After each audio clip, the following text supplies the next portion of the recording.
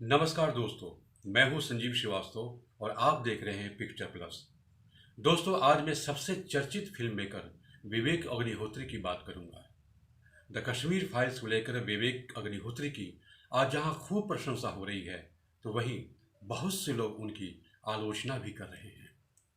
आखिर ऐसी क्या बात है जो विवेक अग्निहोत्री की आलोचना की जा रही है? आज हम इस वीडियो में यही समझने की कोशिश करेंगे और यह जानने का भी प्रयास करेंगे कि आखिरकार यह आलोचना कितनी जायज़ है। लेकिन उससे पहले आप सबसे रिक्वेस्ट है कि अगर आप लोगों ने अब तक पिक्चर प्लस को सब्सक्राइब नहीं किया है तो कृपया ज़रूर कर लीजिए। तो चलिए बात film director writer Vivek Agnihotri की करते हैं।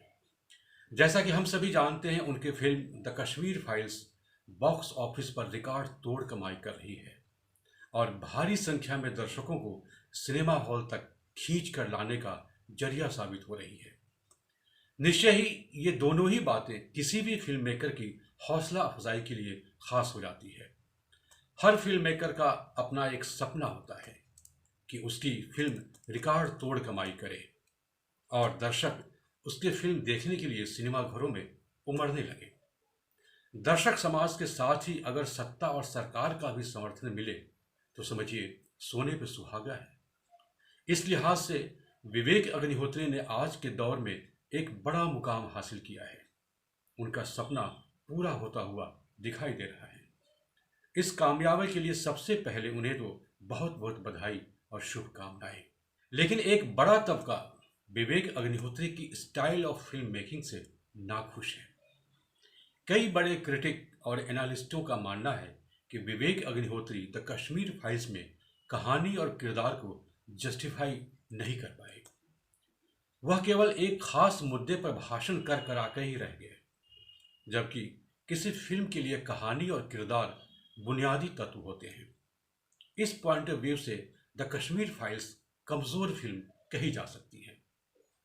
लेकिन बड़ा सवाल यह है कि कहानी और किरदार के मसले पर अगर द कश्मीर फाइल्स कमजोर फिल्म है तो दर्शकों के साथ साथ सत्ता और सरकार का इतना बड़ा समर्थन उसे क्यों मिल रहा है और यह क्यों बताया जा रहा है कि ऐसी फिल्में तो बननी ही चाहिए। इसका जवाब तलाशा जाना चाहिए और इसकी विवेचना भी की जानी चाहिए। वैसे गौर करें तो विवेक अग्निहोत्री ने फिल्म मेकिंग की अपनी एक स्टाइल डेवलप की है। वह खुद को इंडिपेंडेंट फिल्म मेकर मानते हैं और फिल्म इंडस्ट्री के बड़े बैनर से अलग राह बनाते हुए नजर आते हैं। शुरुआत भले ही साल 2005 से करते हैं, लेकिन साल 2016 तक उन्हें ना तो कोई पहचान मिलती है और ना ही कोई प्रशंसा। यानी करीब 10-11 सालों तक एक दिशाहीन भटकाव के वो शिकार नजर आते हैं। इसके बाद विवेक अपनी फिल्मों के लिए मुद्दों की तलाश करते हैं और यह तलाश पूरी होती दिखती है द ताशकंद फाइल्स में। साल 2019 की फिल्म ताशकंद फाइल्स पूर्व प्रधानमंत्री लाल बहादुर शास्त्री के जीवन के आखिरी दिनों की घटनाओं पर आधारित है और उनके निधन को लेकर कई सुलगते सवाल उठाती है यह फिल्म। पूरी फिल्म मानो एक सवाल है कि आखिर लाल बहादुर शास्त्री का निधन कैसे हुआ। क्या वह सामान्य मृत्यु थी या उन्हें जहर देकर मारा गया? फिल्म इन्हीं सवालों को लेकर बनी है। कोई दो राय नहीं कि लाल बहादुर शास्त्री के जीवन के आखिरी पलों की कहानी एक मिस्ट्री की तरह है और यह फिल्म उसी मिस्ट्री को एक थ्रिलर के अंदाज में प्रस्तुत करती है, तो दर्शकों का ध्यान अपनी ओर सहसा खींच लेती है। उसमें भी तब जब इस फिल्म में बेस्ट स्क्रीन प्ले और डायलॉग के लिए विवेक अग्निहोत्री को नेशनल अवार्ड भी मिलता है, तो यह प्रोजेक्ट सबके नोटिस में आ ही जाता है। लेकिन गौर करें तो इस फिल्म में भी कहानी और किरदार के बदले सवालों पर ज्यादा फोकस किया गया था। विवेक के लिए इस फिल्म में भी कहानी और किरदार से बड़ा मुद्दा शास्त्री जी के निधन से जुड़े सवालों का था। और अब बात द कश्मीर फाइल्स की करते हैं, जिसकी चर्चा इन दिनों हर जुबान पर है।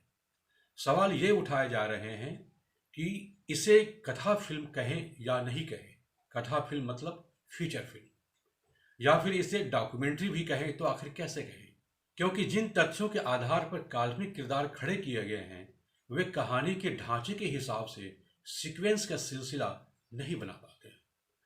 फिल्म में किसी किरदार का विकास क्रम नहीं दिखाया गया है। पूरी फिल्म टुकड़े टुकड़े में कथात्मक ताना बाना बुनती है और विचारों से लाउड होती नजर आती है। कहीं कहीं भाषण बहुत लंबा भी हो जाता है और ये भाषण राजनीतिक रैलियों से प्रेरित लगते हैं और यहीं पर आकर फिल्म अपनी ढांचागत विधा से मुठभेड़ करने लगती है। जैसा कि ताशकंद फाइल्स का स्क्रीन प्ले फिल्म मेकिंग की विधा से विद्रोह करता है। कहानी, किरदार या स्क्रीन प्ले के हिसाब से यहाँ पर मैं परजानिया फिल्म का जिक्र करना चाहूँगा।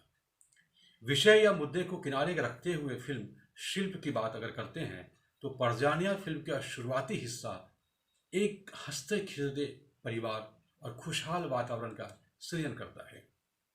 फिर धीरे धीरे वही परिवार और वातावरण कैसे दंगे की आग में तबाह हो जाता है, उसे इस फिल्म में खूबसूरती के साथ दिखाया गया है। फिल्म का कोई भी किरदार कहीं भाषण करता हुआ दिखाई नहीं देता। उसका व्यवहार कहानी का हिस्सा प्रतीत होता है।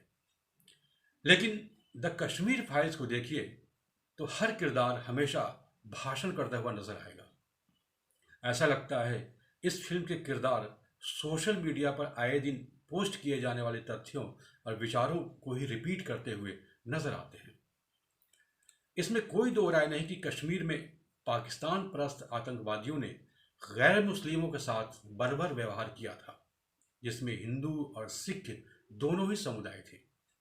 खासतौर पर कश्मीरी पंडितों के साथ सबसे ज्यादा बुरा बर्ताव किया गया। लेकिन फिल्म में उस दर्द को दिखाने के लिए विवेक अग्निहोत्री ने जो शैली अपनाई है वह फिल्म मेकिंग की अपनी एक अलग राह चुनती हुई नजर आती है। वह ना तो फीचर फिल्म साबित होती है और ना ही पूरी तरह से डॉक्यूमेंट्री फिल्म। शायद दोनों का मिश्रण दिखाई देता है। जहां ताशकंद फाइल्स में सवाल ही कहानी है तो द कश्मीर फाइल्स में विचार उनके किरदार हैं। अब देखना यह होगा कि विवेक अग्निहोत्री जब आगे कोई और फाइल्स बनाते हैं तो उसमें अपने फीडबैक का कितना उपयोग करते हैं या फिर फिल्म मेकिंग के मानदंडों से मुठभेड़ जारी रखते हैं। अगर आप भी इस संबंध में कोई विचार रखते हो तो इस वीडियो के कमेंट बॉक्स में जरूर लिखिएगा और देखते रहिए पिक्चर प्लस यानी जिंदगी का बायोस्कोप। नमस्कार।